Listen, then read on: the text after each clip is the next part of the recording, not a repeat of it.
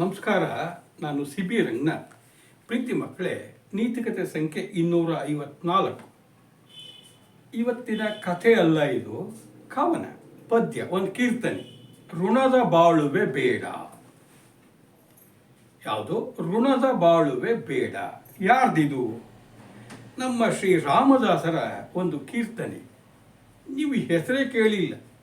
ಹರಿದಾಸರುಗಳಲ್ಲಿ ನಾವು ಜಗನ್ನಾಥ ದಾಸರಿಂದ ಶುರುವಾಗಿ ನರಹರಿ ತೀರ್ಥರಿಂದ, ಜಗನ್ನಾಥ ದಾಸರು, ವಿಜಯದಾಸರು, ಪ್ರಸನ್ನ ತೀರ್ಥರು, ಉತ್ತುಕ ರಾಘವೇಂದ್ರ ಸ್ವಾಮಿಗಳು, ನಮ್ಮ ವ್ಯಾಸರಾಯರಿಂದ ಕನಕದಾಸರು, ಪುರಂದರದಾಸರು, ಭೀಮವ್ವೆ, ಹೆಳವನಕಟ್ಟೆ ಗಿರಿಯಮ್ಮ, ಉದ್ದಕ್ಕೆ ಎಲ್ಲಿ ನೋಡಿ ಸಹಿತ ರಾಮದಾಸರ ಹೆಸರು ಎಲ್ಲೂ ಕಾಣಿಸ್ಕೊಳ್ಳಲ್ಲ. ಆದರೆ ವಿಶೇಷ ಇದೆ.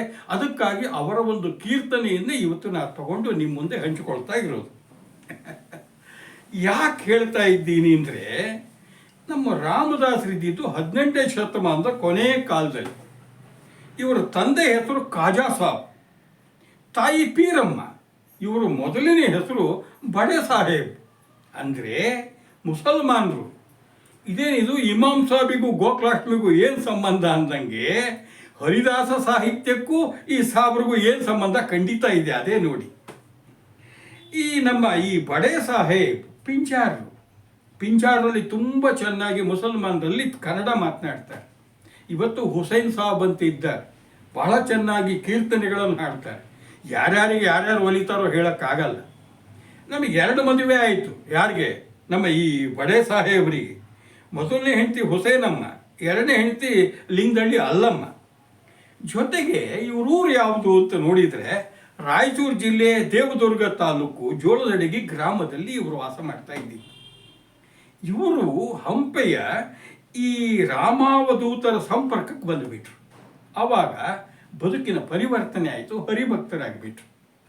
ಆ ಗುರುಗಳ ಅನುಗ್ರಹದಿಂದ ಹರಿಭಕ್ತರಾಗಿ ಇವರು ರಾಮ ಅಥವಾ ಶ್ರೀರಾಮ ಅನ್ನೋ ಅಂಕಿತ ನಾಮದಲ್ಲಿ ಸುಮಾರು 783 ಕೀರ್ತನೆಗಳನ್ನು ರಚನೆ ಮಾಡಿದ್ದಾರೆ.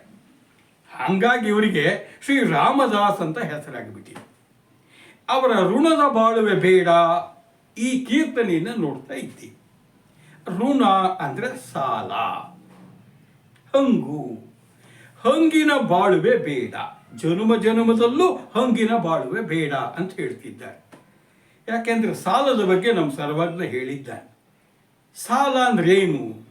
ಯಾವುದೋ ವಸ್ತು ನಮ್ಮ ಹತ್ರ ಇಲ್ಲ, ನಮ್ಮ ಮನೇಲಿ ಏನೋ ಅಕ್ಕಿ ಇಲ್ಲಪ್ಪ, ಪಕ್ಕದ ಮನೆಗೆ ಹೋಗ್ತೀವಿ, ಒಂದು ಸೇರು ಅಕ್ಕಿ ಕೊಟ್ಟಿರ್ರಿ, ನಾಳೆ ಕೊಡ್ತೀವಿ ಅಂತೇಳಿ ಇಸ್ಕೊಂಡು ಬರ್ತೀವಿ.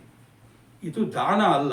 ದಾನ ಆದರೆ ವಾಪಸ್ ಕೊಡೋಂಗಿಲ್ಲ. ಸಾಲ ಆದರೆ ನಾವು ಯಾವ ವಸ್ತು ತಂದಿರ್ತೀವೋ ಅವ್ರಿಗೆ ಮತ್ತೆ ತೊಗೊಂಡೋಗಿ ಕೊಡಬೇಕು. ದುಡ್ಡಿಲ್ಲ, ಯಾರೋ ಶ್ರೀಮಂತರು ಇದ್ದಾರೆ, ಅವರು ವ್ಯವಹಾರ ಮಾಡ್ತಾರೆ, 100 ರೂಪಾಯಿ ಕೊಟ್ಟಿರ್ರಿ, ಮುಂದಿನ ತಿಂಗಳು ನಿಮಗೆ 2 ರೂಪಾಯಿ ಬಡ್ಡಿ ಸೇರಿಸಿ ಕೊಡ್ತೀನಿ ಅಂದರೆ ಅದು ಸಹಿತ ಸಾಲ. ಹಣ 1 ವರ್ಷ ಬಿಟ್ಟು ಕೊಡ್ತೀನಿ, ಬಡ್ಡಿ ಸಮೇತ ಕೊಡಬೇಕು. ಹಣ ವಸ್ತು ರೂಪದಲ್ಲಿ ಇನ್ನೊಬ್ಬರಿಂದ ಯಾವುದೇ ವಸ್ತುವನ್ನು ತಂದರೆ ಮತ್ತೆ ಕೊಡೋದಕ್ಕೆ ಸಾಲ ಅಂತ ಹೇಳ್ತೀವಿ. ಸಾಲ ಮಾಡೋದು ತಪ್ಪೋ ಸರಿಯೋ? ಸಾಲ ಮಾಡೋದು ಖಂಡಿತ ತಪ್ಪು ಅಂತ ನಮ್ಮ ಹಿರಿಯರಲ್ಲಿ ಭಾವನೆ ಇದೆ.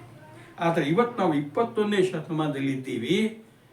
ಶ್ರೀಮಂತರು ಸಾಲ ಮಾಡ್ತಾರೆ, ದೊಡ್ಡ ಕೈಗಾರಿಕೋದ್ಯಮಿಗಳು ಸಾಲ ಮಾಡ್ತಾರೆ, ಸಾಲ ಮಾಡದೆ ರೈತರು ಸಾಲ ಮಾಡ್ತಾರೆ, ಬಡವರು ಸಾಲ ಮಾಡ್ತಾರೆ, ಭಿಕ್ಷುಕರು ಸಾಲ ಮಾಡ್ತಾರೆ. ಯಾಕೆ? ಸಾಲ ಕೊಡ್ಲಿಕ್ಕೆ ಬ್ಯಾಂಕ್ಗಳಿದ್ದಾವೆ. ಆದರೆ ಸಾಲ ಮಾಡಿ ಇಡೀ ದೇಶ, ನಮ್ಮ ದೇಶನೇ ವಿಶ್ವಸಂಸ್ಥೆಯಲ್ಲಿ, ವಿಶ್ವ ಬ್ಯಾಂಕ್ನಲ್ಲಿ ಸಾಲ ಮಾಡುತ್ತೆ. ಆದರೆ ಅದಕ್ಕೇನಾಗಬೇಕು? ನಮ್ಮ ಪ್ರತಿ ವರ್ಷ ಆದಾಯದಲ್ಲಿ ಸಾಲಕ್ಕೆ ದುಡ್ಡನ್ನು ಕಟ್ಟಿ ತೀರಿಸಬೇಕು. ಸಾಲ ತಗೊಂಡಿದ್ದ್ಯಾಕೆ? ನಮ್ಮ ಅಭಿವೃದ್ಧಿಗೆ.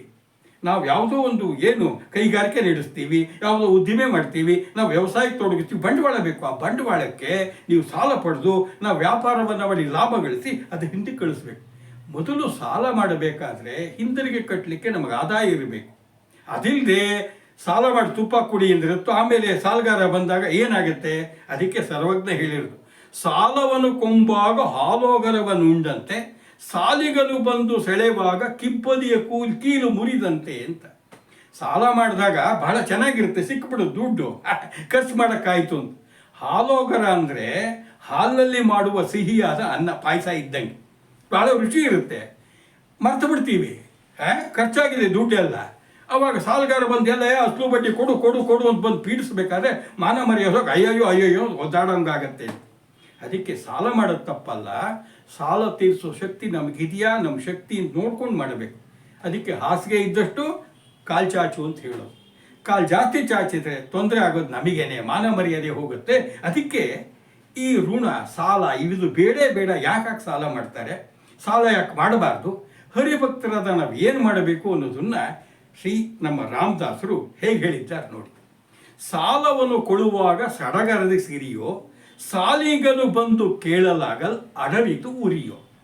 ಇದು ಮಕ್ಕಳೇ ಏನಿದೆ ಈ ಯಾವುದೇ ಕೀರ್ತನೆಯಲ್ಲಿ ಪಲ್ಲವಿ 5 ಚರಣ ಇದೆ ನೋಡಿ. ಡಬ್ಬುಗೈದಿದ್ದವನೊಳು ಎಬ್ಬಿಸಿ ಹಣ ತಂದು, ಉಬ್ಬುಬ್ಬಿ ಸತಿ ಮುಂದೆ ಹೆಬ್ಬುಲಿಯ ತೆರದಿ, ಒಬ್ಬರೂ ಎಡರಿಲ್ಲ ಎನಗೆ ಎಂದು ಅಬ್ಬರಿಸುತ್ತ ಹೇಳುವನು. ತಬ್ಬಲು ದಣಿ ಬಂದು ಮೊಬ್ಬಿನೊಳು ಎದ್ದೋಡುವ. ಸಾಲವನ್ನು ಕೊಡುವಾಗ ಸಡಗರದಿ ಸಿರಿಯೋ, ಸಾಲಿಗನು ಬಂದು ಕೇಳಲಾಗಲ್ ಅಡರಿತು ಉರಿಯೋ. ಕಡುಹಿಗ್ಗಿನಿಂದ ವಸನೆ ಒಡವೆ ಉದ್ದರಿ ತಂದು, ತೊಡುವಾಗ ನೋಡವನ ಬಡಿವಾರ ಬಿಂಕ. ಕೊಡುವ ವಾಯಿದೆ ಕೆಳೆದು ಬಡಿಗೆಯು ಬರಲಾಗ, ಮಡದೆ ಸತ್ತವರಂತೆ ಇಡುವ ತಲೆ ಭುವಿಗೆ. ಸಾಲವನ್ನು ಕೊಡುವಾಗ ಸಡಗರದಿ ಸಿರಿಯೋ, ಸಾಲಿಗನು ಬಂದು ಕೇಳಲಾಗಲ್ ಅಡರಿತು ಉರಿಯೋ. ಹಣ ತಂದ ದಿನ ಅವನ ಮನೆಯೊಳಗೆ ಹಬ್ಬದೂಟ, ವನಿತೆಯೊಳ್ ಎನ್ನುತಿಹನು ನನಗಾರು ಸರಿಯೇ. ಹಣ ಕೊಟ್ಟ ದಣಿ ಬಂದು ಮನೆ ಮುಂದೆ ಕುಳ್ಳಿರಲು, ಹೆಣ ಇಡುವ ಮನೆಗಿಂತ ಘನ ದುಃಖ ಕೇಳೋ. ಸಾಲಿಗನು ಕೊಡುವಾಗ ಸಡಗರದಿ ಸಿರಿಯೋ, ಸಾಲಿಗನು ಬಂದು ಕೇಳಲಾಗಲ್ ಅಡರಿತು ಉರಿಯೋ. ಅಕ್ಕಿ ಬೇಳೆ ಬೆಲ್ಲ ತಂದು ಅಕ್ಕರದಿಂ, ಸತಿಸುತರಿಗೆ ಇಕ್ಕುವಾಗ ನೋಡವನ ವಕ್ಕರಂಗಳನ್ನು. ಮಕ್ಕ ಮಾರಿ ಎಂದದಿ ಪಿಕ್ಕುವಾಗ ಕೊಟ್ಟುವರು ಸಿಕ್ಕದೆ ತಿರುಗುವನು, ಬಿಕ್ಕೆ ಬೇಡುಣುತ. ಸಾಲವನ್ನು ಕೊಡುವಾಗ ಸಡಗರದಿ ಸಿರಿಯೋ, ಸಾಲಿಗನು ಬಂದು ಕೇಳಲಾಗಲ್ ಅಡರಿತು ಉರಿಯೋ. ಮನೆ ಮುರಿದು ಹೋಗಲಿ, ವನಿತೆಯರು ಜರಿಯಲಿ, ಎನಗೆ ಎಡರು ಬಂದೊದಗಿ ಅನ್ನ ಸಿಗದಿರಲಿ. ಘನಮಹಿಮ ಶ್ರೀರಾಮ, ಮಣಿದು ಬೇಡುವೆ ನಿನಗೆ, ಋಣದ ಬಾಳುವೆ ಬೇಡ ಜನುಮ ಜನುಮಗಳಲ್ಲಿ. ಸಾಲವನ್ನು ಕೊಡುವಾಗ ಸಡಗರದಿ ಸಿರಿಯೋ, ಸಾಲಿಗನು ಬಂದು ಕೇಳಲಾಗಲ್ ಅಡವಿತು ಉರಿಯೋ. ನೋಡಿ ಎಷ್ಟು ಸರಳವಾಗಿ ಸುಂದರವಾಗಿ ಬಿಡಿಸಿ ಇಟ್ಬಿಟ್ಟಿದ್ದಾರೆ. ಸಾಲವನ್ನು ಕೊಡುವಾಗ, ಸಾಲ ತಗೊಳ್ಬೇಕಾದ್ರೆ ಸಡಗರದಿ ಸಿರಿ, ಸಂಪತ್ತು ಏನು ಸಡಗರ ಸಂಭ್ರಮದಿಂದ ನಮಗೆ ಸಂಪತ್ತು ಬಂತು ಅಂತ ಒದ್ದಾಡ್ತೀವಿ. ಆದರೆ ಸಾಲ ಕೊಟ್ಟವನು ಬಂದು ಕೇಳಿದಾಗ ಉರಿ, ಮೈಯೆಲ್ಲ ಉರಿ, ಅಯ್ಯಯ್ಯೋ ಅಯ್ಯಯ್ಯೋ ಹೆಂಗಪ್ಪ ವಾಪಸ್ ಕೊಡೋದು ಅಂತ. ಆಗ ತಗೊಳ್ಬೇಕಾದ್ರೆ ಸಂಭ್ರಮ ಪಟ್ಟಿದ್ದು ನೋಡಿ. ಮತ್ತು ಒದ್ದಾಡೋದು ಬೇಡ, ತಗೊಳ್ಳೋದು ಬೇಡ, ಅದನ್ನೇ ಹೇಳ್ತಾ ಇರೋದು. ಡಬ್ಬುಗೈದಿದ್ದವನೊಳು ಎಬ್ಬಿಸಿ ಹಣ ತಂದು, ಉಬ್ಬುಬ್ಬಿ ಸತಿ ಮುಂದೆ ಹೆಬ್ಬುಲಿ ತೆರದಿ, ಒಬ್ಬರೂ ಎಡರಿಲ್ಲ ಎನಗೆ ಎಂದು ಅಬ್ಬರಿಸುತ್ತ ಹೇಳುವನು. ತಬ್ಬಲು ದಣಿ ಬಂದು ಮೊಬ್ಬಿನೊಳು ಎದ್ದೋಡುವ. ಡಬ್ಬುಗೈದಿದ್ದವನೊಳು, ಡಬ್ಬು ಅಂದ್ರೆ ದುಡ್ಡಲ್ಲ, ಆಡಂಬರ ವೈಭವ, ಹಣಗಾರರಿಗೆ ಸ್ವಲ್ಪ ಸೊಕ್ಕ ಜಾಸ್ತಿ. ಅಂಥವನು ಮಲ್ಕೊಂಡಿರ್ತಾನೆ ಅವನ ಪಾಟಿಗೆ ಅವನು ತೂಕುಡಿಸ್ಕೊಂಡು, ಅವನ ಹತ್ರ ಹೋಗಿ ಸ್ವಾಮಿ ಸ್ವಾಮಿ ಕೊಡ್ರಿ, ಸ್ವಲ್ಪ ಸಾಲ ಕೊಡ್ರಿ ಅಂತ ಕಾಲಿಗೆ ಬಿದ್ದು ತರೋದು. ಎಬ್ಬಿಸಿ ಹಣ ತಂದು, ಸೊಕ್ಕನಿಂದ ಮೈಮರೆತು ಮಲಗಿದವನ ಹತ್ರ ಹೋಗಿ ಕೈ ಮುಗಿದು ಹಣ ತರ್ತೀವಿ. ಉಬ್ಬುಬ್ಬಿ ಸತಿ ಮುಂದೆ ಹೆಬ್ಬುಲಿಯ ತೆರದಿ, ಆಹಾ, ಅದು ಏನು ಮನೆಗೆ ಬಂದು ದುಡ್ಡು ತಗೊಂಬಂದ್ಬೇಕು, ಕೈಯಲ್ಲಿ ದುಡ್ಡಿದೆಯಲ್ಲ ಉಬ್ಬುಬ್ಬಿ, ನೋಡು ನೋಡು ಹೇಗೆ ಹೇಗೆ ತಿಗ್ಗುತ್ತಾ ಇದ್ದಾನೆ, ಎಷ್ಟು ದುಡ್ಡಿದೆ ನೋಡೆ ಅಂತೇಳಿ ಹುರಿತಲ್ಲ ಹೆಬ್ಬುಲಿ ಅಂತ ಗರ್ಜನೆ.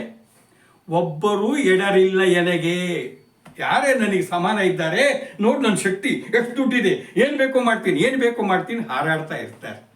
ಸಾಲ ತಂದ ಹಣದಲ್ಲ, ನಾವು ದುಡಿದು ತಂದ ಹಣದಲ್ಲಿ ಈ ಥರ ಮಾಡೋದ್ರಲ್ಲಿ ಸರಿ ಇದೆ.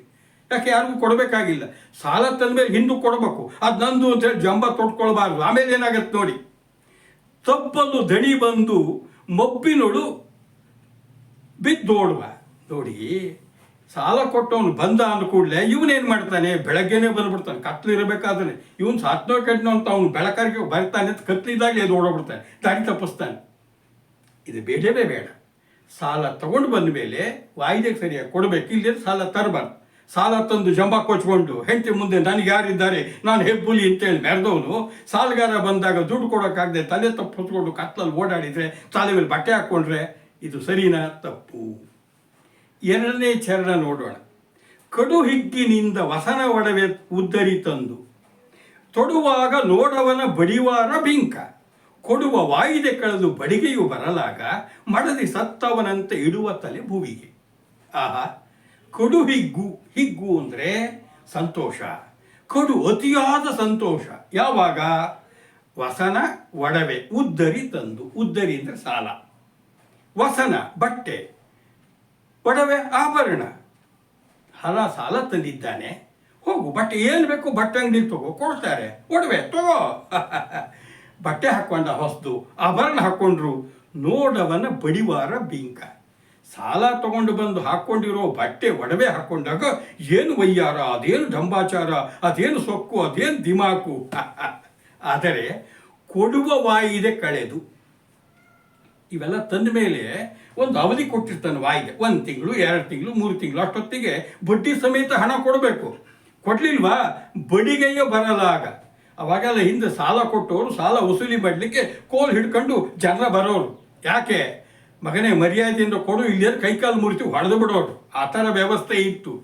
ಬಡಿಗೆ ಅಂದರೆ ಕೋಲ್ ತಗೊಂಡು ಬಂದಾಗ ಮಡದಿ ಸತ್ತವನಂತೆ ಇಡುವ ತಲೆ ಭುವಿಗೆ. ಹೆಂಡತಿ ಹೋದಾಗ ಅಯ್ಯಯ್ಯೋ ಅಮ್ಮಮ್ಮ ಅಂತ ತಲೆಗೆ ನೆಲ ಬಡ್ಕೊಂಡು ಹೆಂಗೆ ಅಳ್ತಾನೆ, ಹಾಗೆ ಸ್ವಾಮಿ ನನ್ನ ಹತ್ರ ಇಲ್ಲ, ಕಾಪಾಡಿ, ಬಿಟ್ಬಿಡಿ, ಅಯ್ಯಯ್ಯೋ ಅಯ್ಯಯ್ಯೋ ಅಂಥೇಳಿ ಹೆಂಡತಿ ಸತ್ತಾಗ ಹೆಂಗೆ ಒದ್ದಾಡ್ತಾರೋ ಹಂಗೆ ಒದ್ದಾಡ್ತಾನೆ.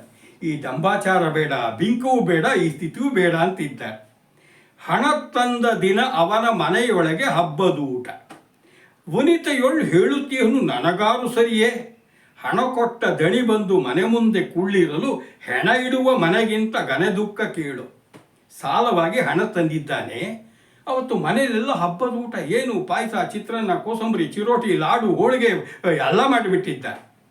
ಅವಾಗ ಹೇಳ್ತಿದ್ದಾನಂತ, ವನಿತೆಯೊಳ್ ಎನ್ನುತ್ತೀಯನು, ಏನೇ ಹೆಂಡ್ತಿ, ಹೆಣ್ಣು ನನಗಾರು ಸರಿ, ಏನೇ ನನಗೇನೇ ಯಾರಿದ್ದಾರೆ, ನೀನು ನನ್ನ ಥರ ರಾಜ ಇದ್ದಂಗಿದ್ದೀನಿ ನೋಡಿ, ಏನು ಅಡುಗೆ ಮಾಡಿಸಿದ್ದೀನಿ, ಹಬ್ಬದ ಊಟ ತಿನ್ರಿ ಮಜಾ ಮಾಡ್ರಿ ಅಂತ. ಆದರೆ ಹಣ ಕೊಟ್ಟ ದಣಿ ಬಂದು ಮನೆ ಮುಂದೆ ಕುಳ್ಳಿರೋದು. ಯಾರಪ್ಪ? ಶ್ರೀಮಂತ, ಹಣ ಕೊಟ್ಟಿರ್ತಾನೆ, ದಣಿ ಯಜಮಾನ.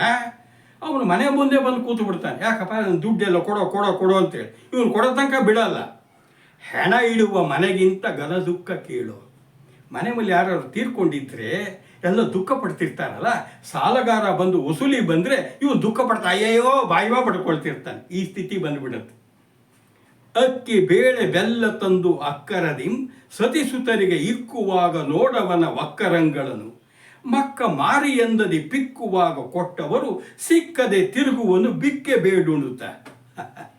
ನೋಡಿ, ಸಾಲ ತಂದಿದ್ದಾನೆ, ಮನೇಲಿ ಏನಿಲ್ಲ, ಅಕ್ಕಿ ಬೇಳೆ ಬೆಲ್ಲ ಇವೆಲ್ಲ ತಂದು ಅಕ್ಕರದಿಂ, ಅಕ್ಕರೆ ಪ್ರೀತಿಯಿಂದ ಸತಿಸುತರಿಗೆ ಇಕ್ಕುವಾಗ, ತನ್ನ ಹೆಂಡತಿಗೆ ಮಕ್ಕಳೇ ತಿನ್ನಿ ನೋಡಿ, ಇದು ಹುಳಿ ಮಾಡಿದ್ದೀವಿ ತಿನ್ನಿ, ನೀವು ಒಳ್ಳೆ ಪಾಯಸ ಮಾಡಿದ್ದೀವಿ ತಿನ್ನಿ, ಮೊಸರನ್ನ ಉಂಡಿ, ಬಿಸಿಬೇಳೆ ಬಾತ್ ತಿನ್ನಿ, ಚಿತ್ರಾನ್ನ ತಿನ್ನಿ ಅಂಥೇಳಿ ಏನು ಉಪಚಾರ ಮಾಡೇ ಮಾಡ್ತಿದ್ದಾನೆ. ಒಕ್ಕರ ಅಂದರೆ ವಿಚಿತ್ರ. ಈ ವಿಚಿತ್ರ ರೀತಿಯಲ್ಲಿ ಅತಿ ಉಪಚಾರ ಮಾಡಿಕೊಡ್ತಿದ್ದಾನೆ. ಆದರೆ ಮಕ್ಕ ಮಾರಿ ಎಂದದಿ, ನಮ್ಮ ಮಾರಿ ಯಾರು ಬಂದರೆ ಎಲ್ಲ ಜನ ಹೆದರ್ಕೊಂಡು ಓಡ್ತಾರಲ್ಲ, ಹಂಗೆ ಪಿಕ್ಕುವಾಗ, ಪಿಕ್ಕದು ಕಿತ್ಕೊಳ್ಳೋದು. ಯಾರು ಕೊಟ್ಟಿರ್ತಾರೋ ಸಾಲಗಾರರು ಅವರು ಬಂದು ಬಂದಾಗ ಬಂದು ಕಿತ್ಕೊಳ್ಳೋಕೆ ಬರ್ತಾರೆ. ಸಿಕ್ಕದೆ ತಿರುಗುವನು ಬಿಕ್ಕೆ ಬೇಡುಣುತ. ಅವ್ರ ಕೈಗೆ ಸಿಗದೇನೆ ಮನೆ ಮಠ ಬಿಟ್ಟು ಎಲ್ಲೋ ಭಿಕ್ಷೆ ಬೇಡ್ಕೊಂಡು ಅಮ್ಮ ತಾಯಿ ಅಂತ ಇರ್ತಾನೆ. ಇಂಥ ಬದುಕು ಬೇಕಾ? ಬೇಡ. ಅದಕ್ಕೆ ನಮ್ಮ ರಾಮದಾಸರು ಹೇಳ್ತಾ ಇರೋದು, ಮನೆ ಮುರಿದು ಹೋಗಲಿ ವನಿತೆಯರು ಜರಿಯಲಿ, ಎನಗೆ ಎಡರು ಬಂದೊದಗಲಿ ಅನ್ನ ಸಿಗದಿರಲಿ, ಘನ ಮಹಿಮ ಶ್ರೀರಾಮ ಮಣಿದು ಬೇಡುವೆ ನಿನಗೆ, ಋಣದ ಬಾಳುವೆ ಬೇಡ ಜನುಮಗಳಲ್ಲಿ. ಅಪ್ಪ ಶ್ರೀರಾಮ, ಅಪ್ಪ ಭಗವಂತ ಕರುಣೆ ತೋರಯ್ಯ, ನನ್ನ ಮನೆ ಮುರಿದು ಹಾಳಾಗಿ ಹೋಗಲಿ, ನಾನು ರಿಪೇರಿ ಮಾಡ್ತಿಲ್ಲ, ನನ್ನ ಮನೆಗಿರೋರೆಲ್ಲ ಏನು ಬೇಕಾರೋ ಆಗಲಿ. ವನಿತೆಯರು ಜರಿಯಲ್ಲಿ, ಹೆಣ್ಮಕ್ಳು, ನನ್ನ ಹೆಂಡತಿ, ನಮ್ಮ ಮನೆಗಿರೋ ನಮ್ಮವ್ವ ಯಾರ್ಯಾರಿದ್ದಾರೋ ನನ್ನ ಬೈಲಿ, ಶಾಪ ಹಾಕಲಿ, ಏನು ಬೇಕಾದ್ರೂ ಆಗಲಿ. ಇವನು ಗಂಡಸಲ್ಲ, ದುಡಿಯೋಕ್ಕೆ ಯೋಗ್ಯತೆ ಇಲ್ಲ, ದುಡ್ಡಿಲ್ಲ, ಉಪವಾಸ ಆಯ್ತದೆ, ಏನು ಬೇಕಾದ್ರೂ ಹೇಳಿ. ನನಗೆ ಎಡರು ಬಂದೋಗ್ದಾಗಲಿ, ಎಡರು ಅಂತ ಕಷ್ಟ, ನನ್ನ ಹತ್ರ ಹಣ ಇಲ್ಲ ಅಂತೇಳಿ ಎಷ್ಟು ಕಷ್ಟ ಬಂದರೂ ಪರವಾಗಿಲ್ಲ, ಅನ್ನ ಸಿಗದಿರಲಿ, ತಿನ್ನ ಕುಂತು ತನ್ನ ಸಿಗದೇ ಇರಲಿ.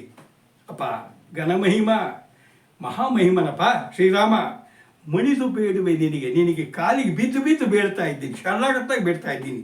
ಋಣದ ಬಾಳುವೆ ಬೇಡ, ಇನ್ನೊಬ್ಬರ ಹಂಗಿನ ಬದುಕು ಬೇಡಪ್ಪ.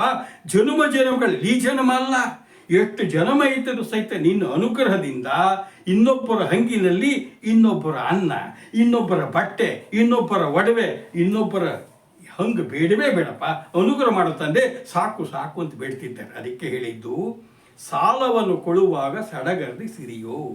ಸಾಲ ತಗೋಬೇಕಾದ್ರೆ ಸಡಗರ, ಸಂಭ್ರಮ, ಸಂಪತ್ತು ಬಂತು ಅಂತ ಹಾರಾಡ್ತೀವಿ. ಸಾಲಿಗರು ಬಂದು ಕೇಳಲಾಗ ಅಡರಿತು ಉರಿಯೋ. ಸಾಲಿಗೆ ಬಂದು ಎಲ್ಲ ಕೊಡು ಕೊಡು ಅಂದಾಗ ಮೈಯೆಲ್ಲ ಉರಿ ಅಯ್ಯಯ್ಯೋ ಅಯ್ಯಯ್ಯೋ ಅಂತ ಕುಣಿಯೋದು. ಈಗ ಆಗ್ಬಾರ್ದು ಮಕ್ಕಳೇ. ಎಷ್ಟು ಚೆನ್ನಾಗಿ ಹೇಳಿದ್ದಾರೆ ನೋಡಿ. ಅದಕ್ಕೆ ಹೇಳೋದು ಏನು, ವಚನಗಳಿರಲಿ, ಕೀರ್ತನೆಗಳಿರಲಿ, ಅನುಭವಿಗಳಿವರು ತಮ್ಮ ಅನುಭವದಲ್ಲಿ ಕಂಡುಕೊಂಡ ಸತ್ಯವನ್ನೇ ವಚನಗಳಲ್ಲಿ, ಕೀರ್ತನೆಗಳಲ್ಲಿ ಹೇಳಿರೋದು. ಸಾಲ ತಗೊಳ್ಳೋದು ತಪ್ಪಲ್ಲ, ಸಕಾಲಕ್ಕೆ ನಮಗೆ ತೀರಿಸೋ ಶಕ್ತಿ ಇರಬೇಕು. ಪ್ರತಿ ತಿಂಗಳು ಕಂತು ಕಟ್ಟಿಬಿಟ್ರೆ ಅವಾಗ ಹಗುರಾಗತ್ತೆ. ಅದಕ್ಕೆ ನಾವು ಉದಾಸೀನ ಮಾಡಿಕೊಂಡು ಆ ಕಟ್ತೀನಿ ಈ ವಿಷದ ಹಾಗೆ ಬೆಳೀತಾ ಹೋಗುತ್ತೆ, ಕುತ್ತಿಗೆಗೆ ಬರುತ್ತೆ, ಈ ಥರ ತೊಂದರೆ ಆಗುತ್ತೆ.